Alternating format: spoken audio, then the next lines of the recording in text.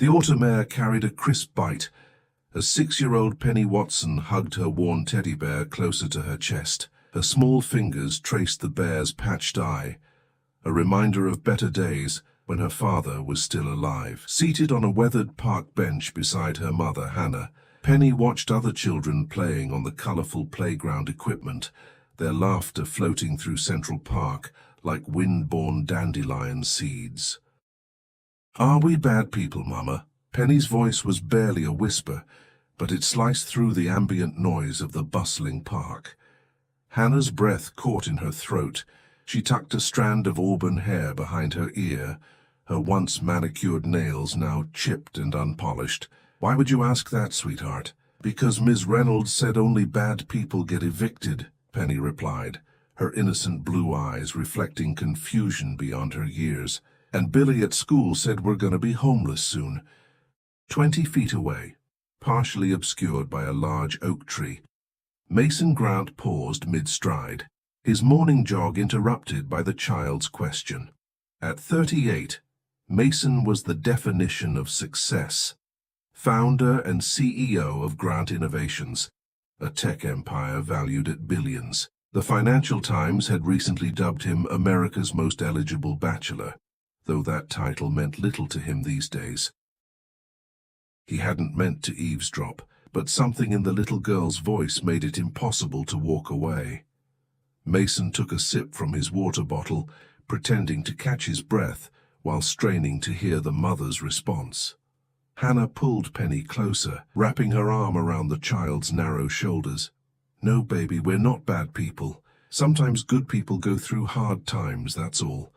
Mason noticed the woman's worn clothes, once quality pieces now faded from too many washes. Her shoulders slumped with invisible weight, yet dignity remained in her posture. Something about her sparked a distant memory he couldn't quite place. "But why did they lock our apartment, Mama? Where are we going to sleep tonight?" Penny's questions tumbled out, each one driving deeper into Mason's conscience. Hannah swallowed hard, blinking back tears. "We'll figure it out, Penny girl. We always do." Mason moved closer, pretending to stretch against a nearby tree. The woman's profile stirred something in his memory, something from college, perhaps. Her face had the kind of beauty that endured hardship, with high cheekbones and determined eyes that seemed vaguely familiar. "Is Daddy watching us from heaven?" Penny asked, clutching her teddy bear tighter. "Would he be sad we lost our home?" "Your father loved us very much," Hannah whispered, her voice breaking slightly, "and he'd be so proud of how brave you're being." Mason's phone buzzed insistently in his pocket, likely Vanessa, his executive assistant, reminding him about the board meeting in an hour. He should leave. This wasn't his business.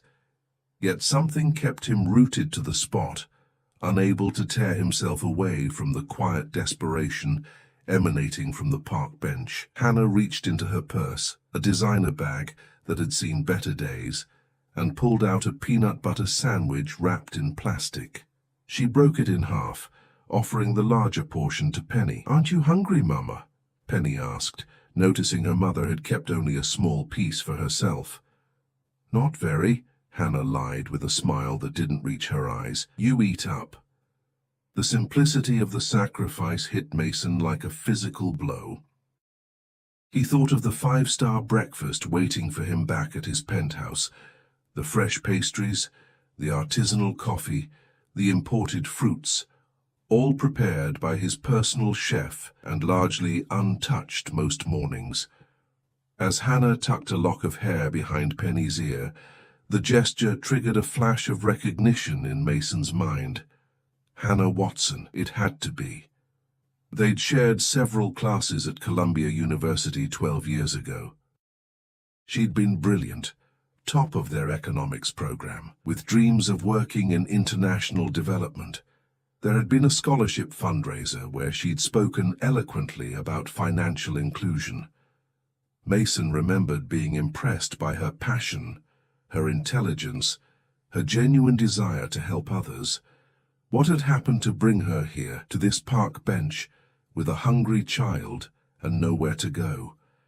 Mason's phone buzzed again. This time he pulled it out and sent a quick text to Vanessa. "I'll be late. Reschedule the board meeting. Something important came up." Just as he pocketed his phone, a park security guard approached Hannah and Penny. "Ma'am, we've received complaints about loitering. The park benches aren't for extended stays," the guard said, his tone professional but firm. Hannah's face flushed with embarrassment. "We were just leaving," she said, gathering their meager belongings, a backpack, a small rolling suitcase, and Penny's teddy bear. "Where are we going now, Mama?" Penny asked, her voice small and frightened.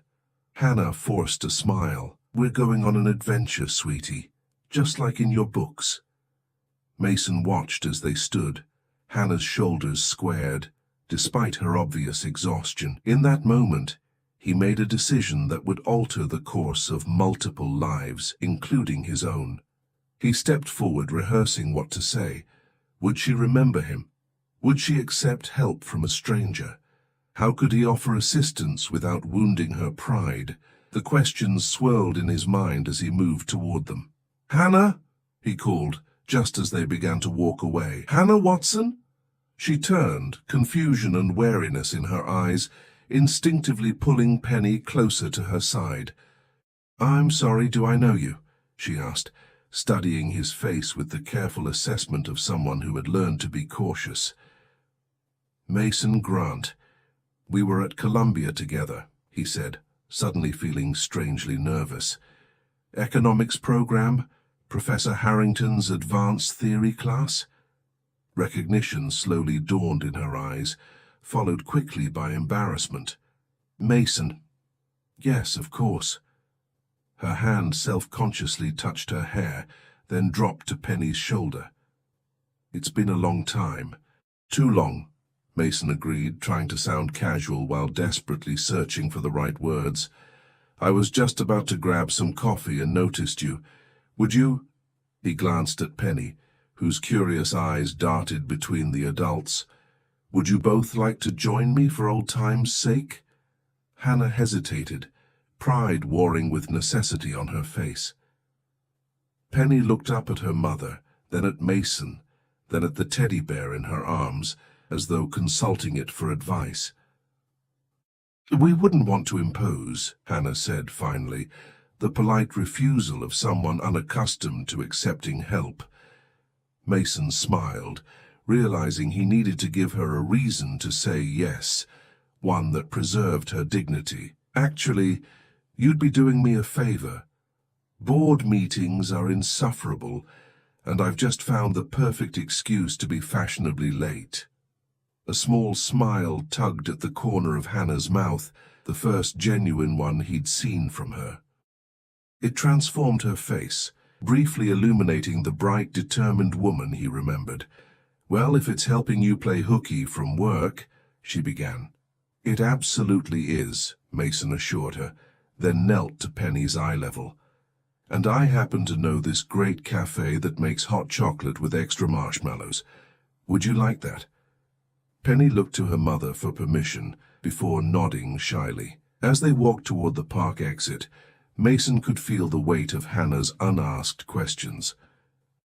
Why was he really helping them? What did he want in return? He'd have to earn her trust, and that wouldn't happen overnight. But for now, at least they were walking toward warmth and food instead of uncertainty. What Mason didn't know, couldn't know, was that his impulsive decision to approach them would unravel secrets that had been buried for years, secrets that connected their lives in ways none of them could imagine. And the question that had first caught his attention, "Are we bad people, Mama?" would come to haunt him in ways he never expected. The cafe bustled with morning patrons, the aroma of freshly ground coffee beans and buttery pastries filling the air. Mason guided Hannah and Penny to a quiet corner booth away from the windows, noticing how Hannah's eyes darted nervously around the upscale establishment. Penny climbed onto the plush leather seat, her teddy bear still clutched tightly to her chest, her eyes wide at the elegant surroundings. "This place is fancy," she whispered to her mother. Like in the princess movies, Hannah smoothed Penny's unruly blonde curls, a gesture Mason recognized as one of nervous affection. Remember your manners, sweetheart. I have a niece about your age, Mason said to Penny, though it was a white lie. His sister's daughter was nearly 10, but he needed a way to connect with the child. She loves their hot chocolate, says it tastes like melted candy bars. When the waitress approached, Mason ordered coffee for himself and Hannah, hot chocolate for Penny, and one of everything from the bakery display despite Hannah's protests. Columbia seems like another lifetime ago, Mason said once the waitress departed, carefully steering the conversation away from their current circumstances. You were going to revolutionize microfinance, as I recall. You had that brilliant thesis on community-based lending models. Hannah's fingers tightened around her napkin. You remember that? Of course. Professor Harrington practically framed your paper, said it was the most innovative approach he'd seen in 20 years of teaching. A ghost of pride flickered across Hannah's face before disappearing behind the mask of exhaustion. Life takes unexpected turns. Mama was a big-shot banker, Penny interjected, pronouncing banker with exaggerated importance. She had a desk with her name on it and everything, before Daddy got sick. Hannah placed a gentle hand on Penny's arm. Penny, Mr. Grant doesn't want to hear about... Actually, I'd like to know, Mason said softly. If you're comfortable sharing. The waitress returned with their drinks and an enormous platter of pastries. Penny's eyes widened at the sight, but she waited until her mother nodded before reaching for a chocolate croissant.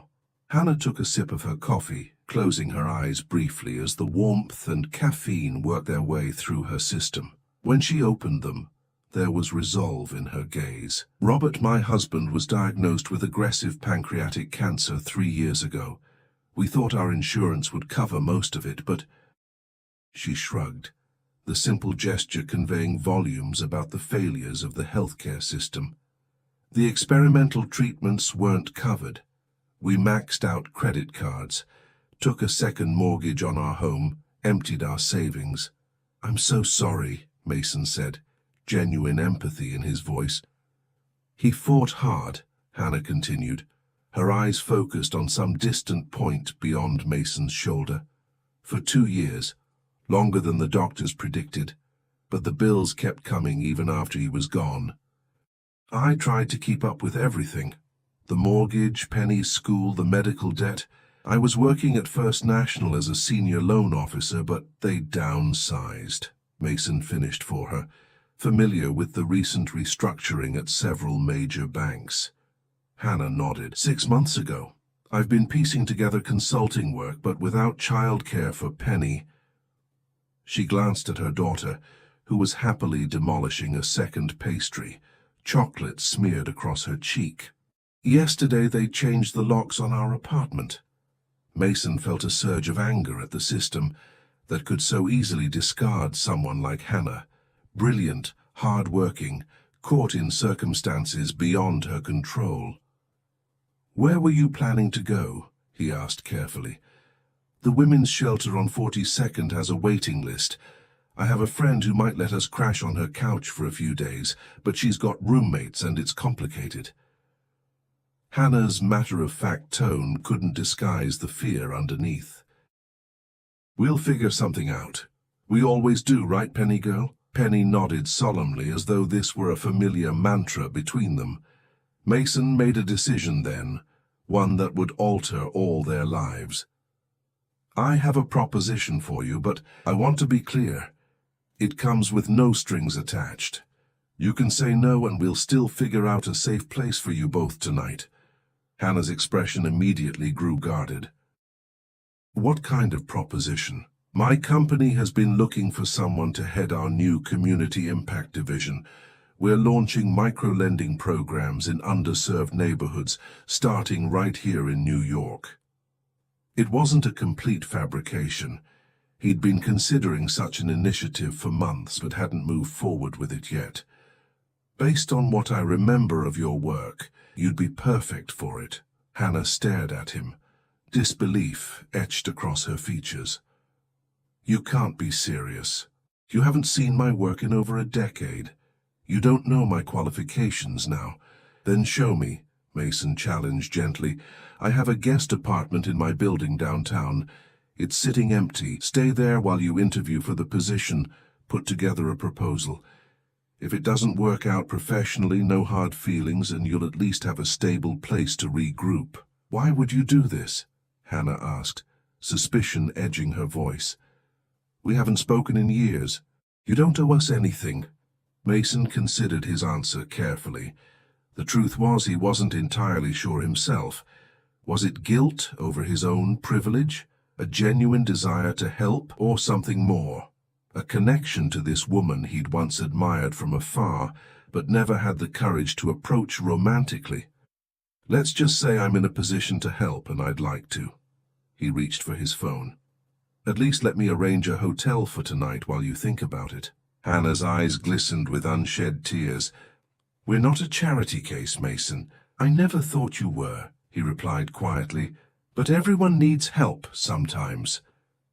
Penny, who had been following the adult conversation with the intuitive understanding of children who faced hardship, suddenly spoke up.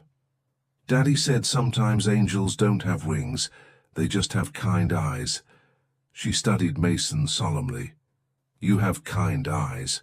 The simple observation disarmed both adults, breaking the tension.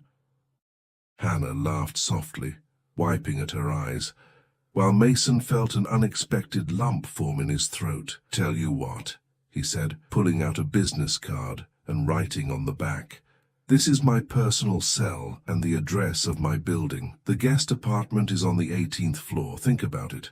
No pressure, no timeline. He slid the card across the table. And if you decide it's not for you, I still have connections at several banks and non-profit organizations. I can make some calls, help you land on your feet. Hannah stared at the card for a long moment, before slowly picking it up. Thank you, she said simply, tucking it into her purse. As they finished their breakfast, the conversation turned to lighter topics. Penny's favorite subjects in school, art and reading, Hannah's passion for urban gardening, Mason's recent trip to Japan. The initial awkwardness gradually faded, replaced by the tentative beginnings of trust. What Mason didn't mention was the nagging feeling that there was more to Hannah's situation than simple financial hardship. Several times during their conversation, she'd glanced nervously at the cafe door, as though expecting someone unwelcome to walk in. And there was something about the way she deflected questions about her former employer that raised his instincts. After they parted ways outside the cafe, Mason heading to his delayed board meeting, Hannah and Penny toward her friend's apartment to regroup, he made a discreet call to his head of security, James Blackwell. I need a background check, he said quietly, watching Hannah and Penny disappear around a corner. Full workup, particularly her employment history at First National Bank. And I want to know why someone with her qualifications couldn't find another position in this market. Mason knew he was crossing a line, investigating Hannah without her knowledge, but the protective instinct that had awakened in him that morning in the park wouldn't let go. There was a story here beneath the surface, and something told him that Hannah and Penny might be in more trouble than simple eviction. What he couldn't possibly know was that his innocent act of kindness had already set in motion a chain of events that would expose dangerous secrets, threaten his own carefully constructed world, and ultimately force him to question everything he thought he knew about success, justice, and redemption. As his town car pulled away from the curb, Mason didn't notice the dark sedan that had been parked across from the cafe, or the man inside who raised a camera with a telephoto lens, capturing images of Hannah and Penny walking away. 3 weeks later, Hannah sat cross-legged on the plush carpet of the guest apartment, surrounded by spreadsheets and proposal drafts. Sunlight streamed through floor-to-ceiling windows, illuminating the spacious living area that had become their temporary home. On the coffee table, her laptop displayed financial projections for the community lending program she was developing for Grant Innovations. "Higher, Mama! Push me higher!" Penny's delighted squeals floated in from the balcony, where Mason was pushing her on the small swing he'd installed last weekend, a surprise that had brought the first real joy to Penny's face since they'd moved in. Hannah watched them through the glass doors, a complex mix of emotions swirling inside her. Gratitude, certainly, for Mason's generosity, wariness still about his true motivations, and something else, a warmth that blossomed whenever she saw him with Penny, a feeling she'd ruthlessly suppressed since the moment she recognized him in the park. The apartment phone rang, startling her from her thoughts. Few people had this number. "Hello? Ms. Watson, this is Edward from security. There's a gentleman in the lobby insisting on seeing you.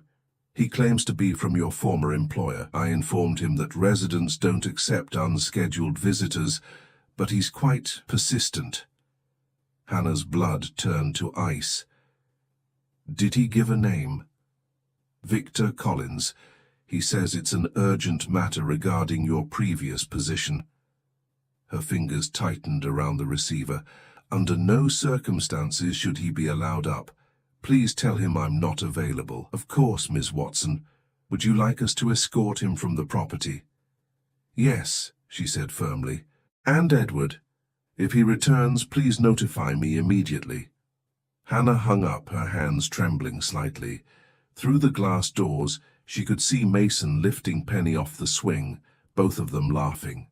She couldn't drag them into her mess. She'd have to tell Mason the truth, or at least part of it, before Victor found another way to reach her. Later that evening, after Penny had been tucked into bed with a story, Hannah found Mason in the kitchen, uncorking a bottle of wine. "I thought we could celebrate," he said, smiling as he poured 2 glasses. "The board unanimously approved your proposal this afternoon. The Community Lending Initiative gets full funding, starting next month, and they want you to run it." Hannah accepted the glass but didn't drink. "Mason, that's incredible. But there's something I need to tell you." His smile faded at her tone. "What's wrong?" "Someone from my old bank came looking for me today. Victor Collins. He's not someone I want to see." She took a deep breath. "I wasn't completely honest with you about why I left First National." Mason set his glass down, giving her his full attention. "I'm listening." "I didn't just get downsized. I was pushed out after I filed a report with compliance." She paused, gathering her courage. "I found irregularities in several large corporate accounts. Money moving through shell companies, loans approved without proper documentation, interest rates manipulated. You discovered a money laundering operation," Mason said quietly. Hannah nodded. "At first I thought it was just sloppy paperwork, but when I dug deeper, I found connections to offshore accounts and patterns that suggested the money was being cleaned before moving to legitimate businesses. When I took my findings to my supervisor, I was told to drop it. When I refused, they fired you. Technically, I was part of a restructuring, but yes." 2 days later, my company email was deactivated. My security clearance revoked, and my personal files were confiscated. Her voice hardened. "But I kept copies, backed up everything to an encrypted drive. I didn't know what to do with it. These are powerful people, Mason. Then Robert got sick, and fighting a corporate giant wasn't my priority anymore." Mason's expression had grown increasingly troubled. "And this Victor Collins, was he part of the scheme?"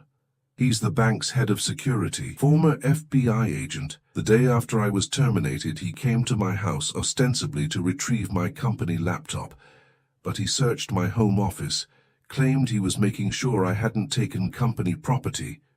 Her voice dropped to a whisper. He threatened me, Mason.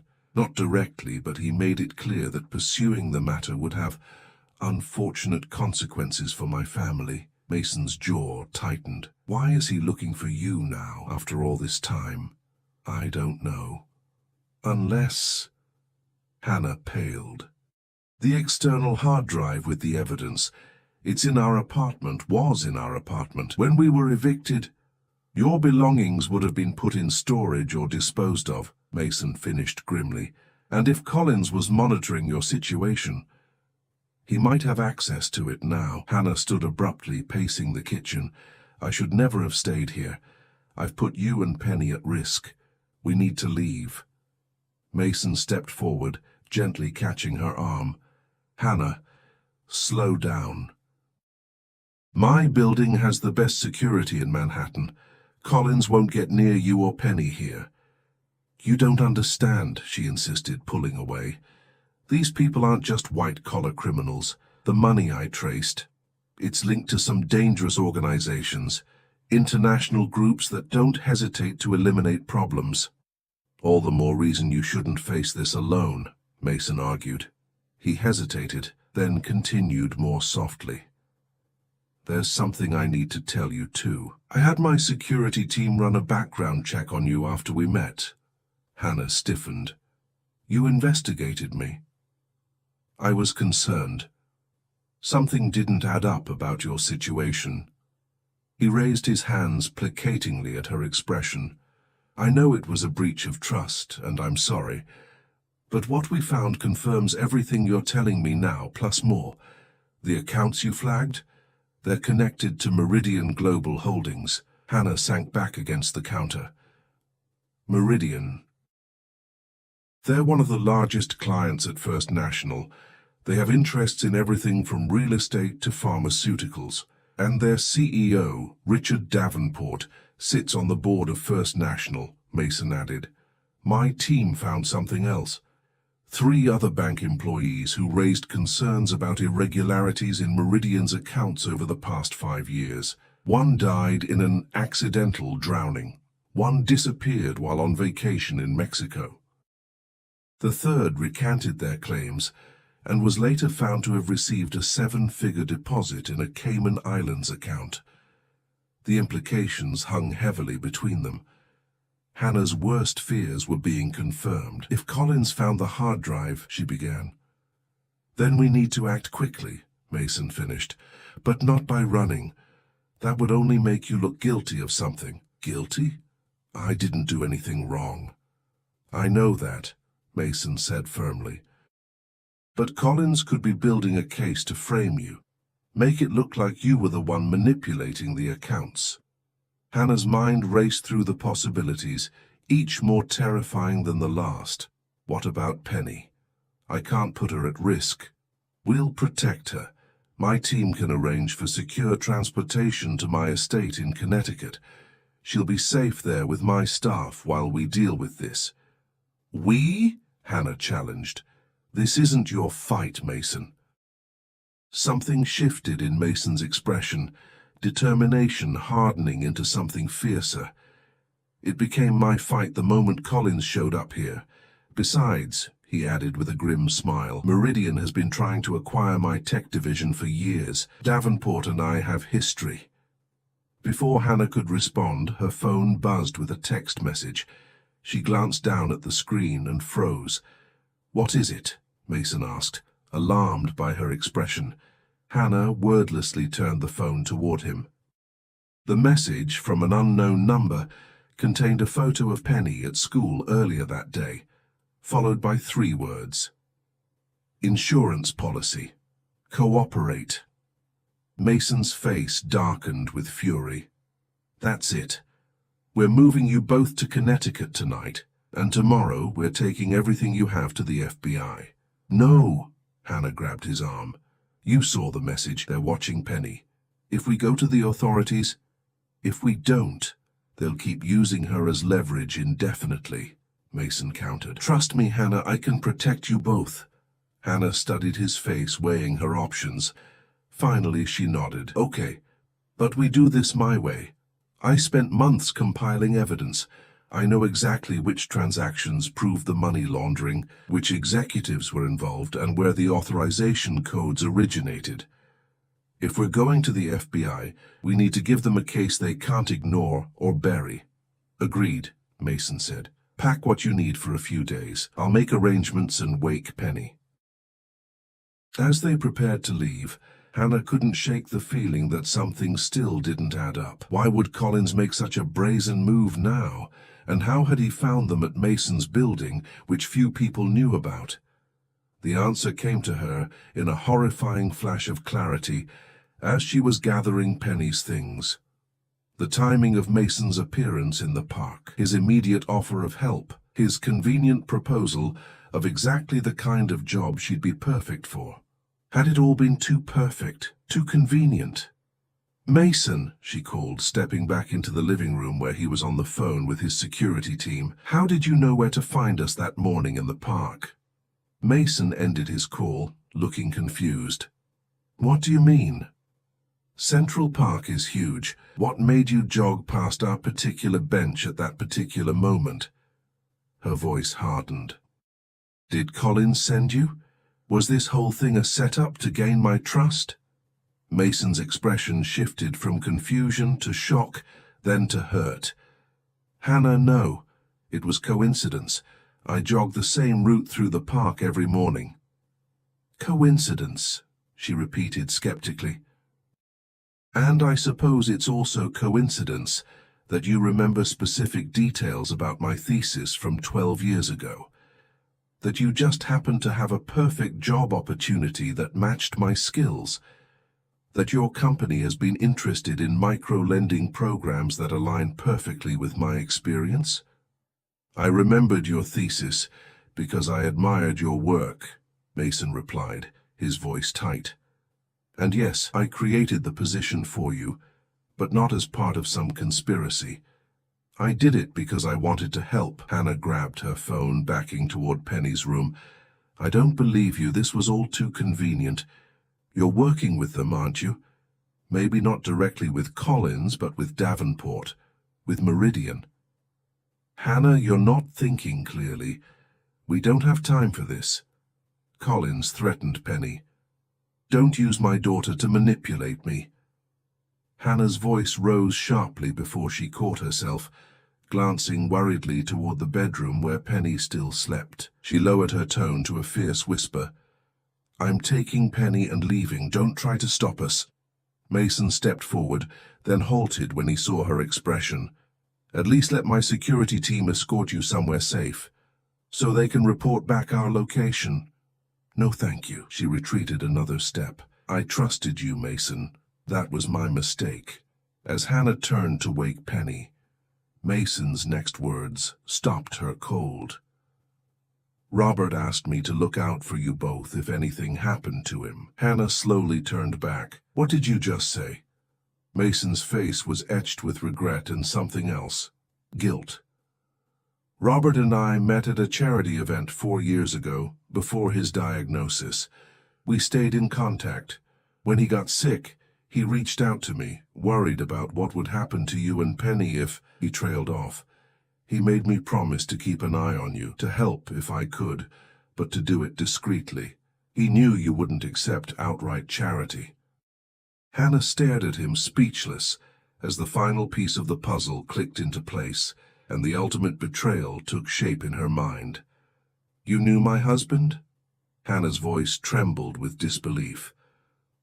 All this time you've been, what?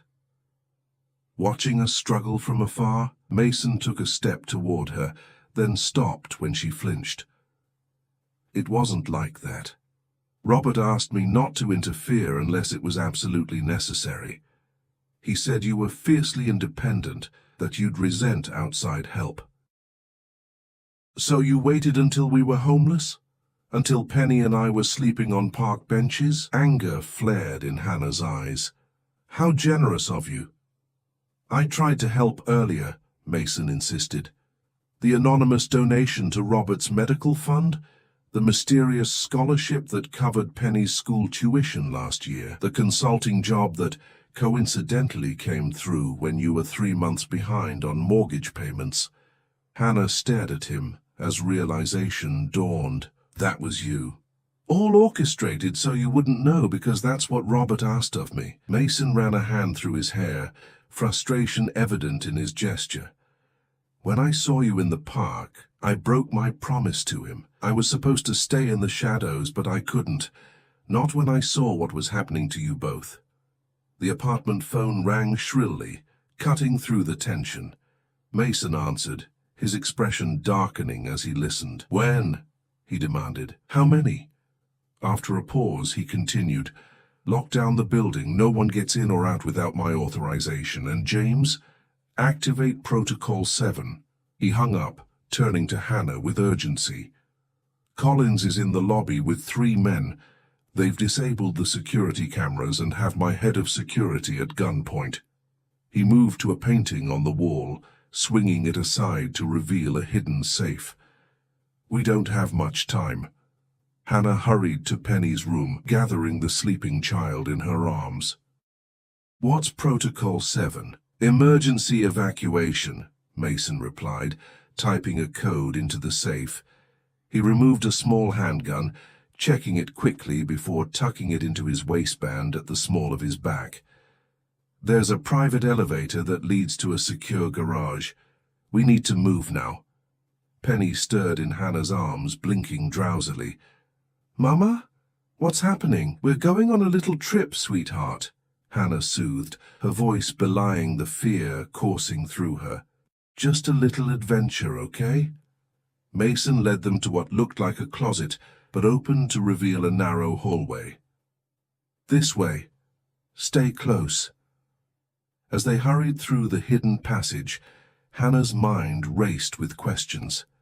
If you've been helping us secretly all this time, why didn't you step in when First National pushed me out? You must have known what was happening. I didn't, Mason said grimly as they reached the elevator. Robert never mentioned your work issues. I assume he was too consumed with his illness by then.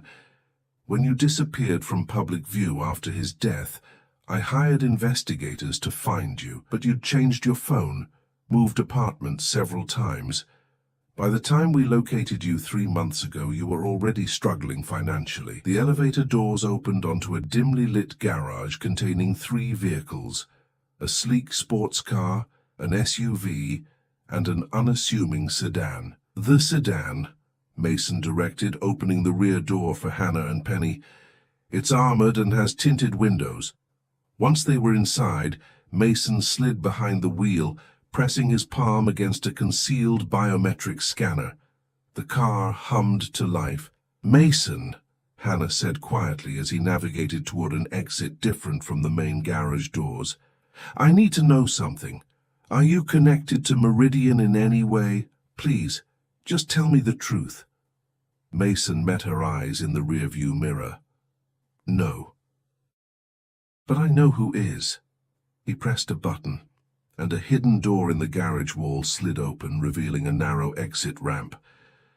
Richard Davenport and I were college roommates. We started our first company together. When we had our initial success, he wanted to move into more questionable investments. I refused. We split the company and he founded Meridian. So this is personal for you, Hannah said, the pieces falling into place. It became personal the moment he targeted you and Penny. Mason's voice hardened. Davenport has always been ruthless in business, but I never thought he'd stoop to threatening a child. As they emerged onto a side street, Penny fully awoke, sensing the tension. Mama, I'm scared. Where are we going? Somewhere safe, Penny girl, Hannah assured her, smoothing her daughter's tousled hair. Mason navigated through back streets, constantly checking mirrors for signs of pursuit. I have a private airfield in New Jersey. We can be there in 40 minutes and on a plane shortly after. My pilot is standing by. Running won't solve anything, Hannah protested. They'll just keep coming. We're not running, Mason replied firmly. "We're regrouping. I have the resources to fight Davenport, but I need time to mobilize them, and I need you both safe while I do." Suddenly, headlights flooded their car from behind. A black SUV pulled alongside them at an intersection, trying to force them toward the curb. "Hold on," Mason warned, accelerating through a yellow light. The SUV followed, gaining on them. Hannah clutched Penny tightly, her heart pounding. "They found us." "Not for long," Mason said with grim determination. He made a sharp turn down an alley, then another onto a busy avenue, weaving through traffic with practiced precision. The SUV stayed with them, closing the distance. As they approached another intersection, a second SUV appeared ahead, attempting to cut them off. "Mason!" Hannah cried in alarm. "I see it!" He swerved abruptly, mounting the sidewalk momentarily, before dropping back to the street on the other side of the blocking vehicle. Horns blared around them as Mason pushed the sedan to its limits. Penny whimpered against Hannah's chest. "Make it stop, Mama. Please make it stop." Hannah's protective instincts surged. This had to end, not just the immediate danger, but all of it. The threats, the fear, the running. For too long she'd been reactive, trying to shield Penny from harm by staying quiet, staying hidden. It was time to fight back. "Mason, I need your phone," she said with sudden resolve. He passed it back without question as he continued evasive driving maneuvers. Hannah dialed a number from memory. "Agent Ramirez," answered a gruff voice.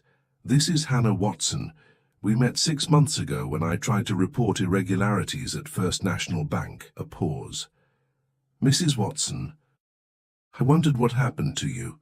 You missed our follow-up appointment." "I was threatened," Hannah said plainly, "but now I'm ready to provide everything, all the evidence, all the connections, but I need protection for my daughter and myself." "Where are you now?" Hannah looked to Mason, who nodded as he continued driving. "We're being pursued by people working for Richard Davenport of Meridian Global.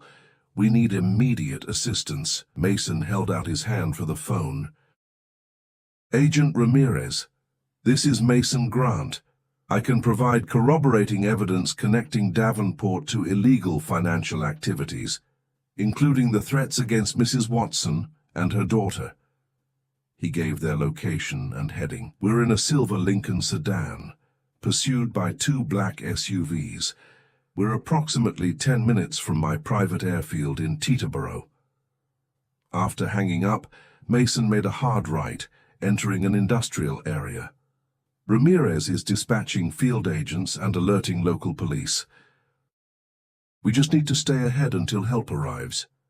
The pursuing vehicles had fallen back slightly, but remained in sight. As they approached the airfield perimeter, Mason pressed another button on the dashboard. Ahead, security gates swung open automatically. "Almost there," he encouraged as they sped through onto private property. A small jet stood ready on the tarmac, stairs deployed, engines already whining as they spooled up. Mason drove directly to the plane, stopping at the base of the stairs. "Go," he urged, reaching for his gun. "Get on board. I'll hold them off until Ramirez's people arrive." "No," Hannah said firmly, surprising herself with her steadiness. "We stay together. All of us." As if in answer to her declaration, sirens wailed in the distance, growing louder by the second. The pursuing SUVs screeched to a halt at the airfield gates, momentarily stymied by the security measures. "They're coming," Mason observed, relief evident in his voice. He holstered his weapon and helped Hannah and Penny from the car. Together they hurried up the stairs into the jet's luxurious cabin. The pilot secured the door behind them as police vehicles swarmed the perimeter surrounding the intruders. "We're clear for immediate takeoff, sir," the pilot informed Mason. "Where to?" Mason looked to Hannah, raising an eyebrow in silent question. "Somewhere they can't reach us," she decided. "Just until the FBI has what they need." "The island," Mason directed, "and notify our legal team to meet us there." As the jet taxied toward the runway, Hannah gazed out the window at the flashing lights below. For the first time in years, she felt a glimmer of hope, not just for safety, but for justice. Penny had fallen asleep again, curled against her side. Mason sat across from them, his expression both relieved and determined. "Thank you," Hannah said simply. "For everything." "Don't thank me yet," he replied. "We still have a battle ahead, but we're not fighting it alone anymore." Hannah reached across the space between them, taking his hand. The gesture was both an apology for her earlier distrust and a promise of partnership moving forward. 6 months later, Hannah stood at the edge of a pristine beach, watching Penny build an elaborate sandcastle with Mason. The private Caribbean island had become their sanctuary, while the case against Davenport and his associates proceeded in New York. With the evidence Hannah had preserved, bolstered by Mason's financial expertise and connections, the FBI had built an ironclad case. Richard Davenport and 7 other executives from Meridian and First National were facing multiple federal charges. Victor Collins had turned state's evidence, revealing the full extent of the money laundering operation in exchange for leniency. Hannah's phone buzzed with a text from Agent Ramirez. "Davenport denied bail. Trial set for June. You're clear to return whenever you're ready." She smiled, slipping the phone back into her pocket. They would return soon. Penny missed her friends, and Hannah was eager to fully launch the community lending initiative that had been operating remotely under her guidance. Mason looked up from the sandcastle, catching her eye with a questioning look. She nodded, and his answering smile warmed her more than the tropical sun. That evening, after Penny had been tucked into bed in her room in the beachfront villa, Hannah joined Mason on the terrace overlooking the ocean. "Ramirez says we can go home," she told him, accepting the glass of wine he offered. "And is that what you want?" Mason asked carefully. "To go back?" Hannah considered the question. Home had been an elusive concept since Robert's death, a series of increasingly desperate situations, culminating in that park bench where Mason had found them. "I want Penny to have stability," she said finally. "A real home, not just a place to stay. Friends, school, community. We can provide that here," Mason suggested. "Or anywhere else you'd like. Paris, London, Tokyo." Hannah laughed softly. "You make it sound so simple. It can be." He moved closer, taking her hand. "Hannah, these past months, watching you fight for justice, seeing your brilliance in action as you've built the lending program from here, getting to know Penny, they've been the best of my life." "Mine too," she admitted quietly. "Despite everything." "Then let's build something permanent," Mason said earnestly. "Not just a program or a company, but a life together." Hannah studied his face, the kindness in his eyes that Penny had recognized from the beginning, the determination that had saved them both, the gentle patience that had given her space to heal and find her strength again. "Robert would approve, you know," she said softly. "Of you. Of us." Mason's eyes glistened slightly. "I hope so. I promised him I'd look after you both, but this is more than I ever expected to find." Hannah leaned forward, resting her forehead against his. "When Penny asked me that day in the park if we were bad people, I was at my lowest point. I felt like I'd failed her, failed Robert, failed myself." "And now?" Mason asked. "Now I know we're not defined by what happens to us, but by how we respond." She smiled. "And by who stands beside us when things get hard." As moonlight sparkled on the gentle waves, Hannah kissed him, a promise of the future they would build together. A future where Penny would never again have to question her place in the world, where justice would prevail over corruption, and where love would transform three broken paths into one whole journey. The next morning, Penny found them making breakfast together in the villa's kitchen, their easy laughter and casual touches telling a story even a 6-year-old could understand. "Are we going home soon, Mama?" she asked, climbing onto a stool at the counter. Hannah exchanged a look with Mason before answering. "Yes, sweetheart, but home might look a little different now." Penny considered this, her young face serious. "Will Mason come too, if that's okay with you?" Mason replied carefully. Penny's solemn expression bloomed into a bright smile. "I knew it. I told Teddy you were our angel, even without wings." As Hannah watched her daughter launch into an animated conversation with Mason about their sandcastle construction plans for the day, she felt the final piece of her heart heal. From that desperate question on a park bench, "Are we bad people, Mama?" to this moment of pure joy, they had traversed an impossible journey, and somehow, against all odds, they had found their way home.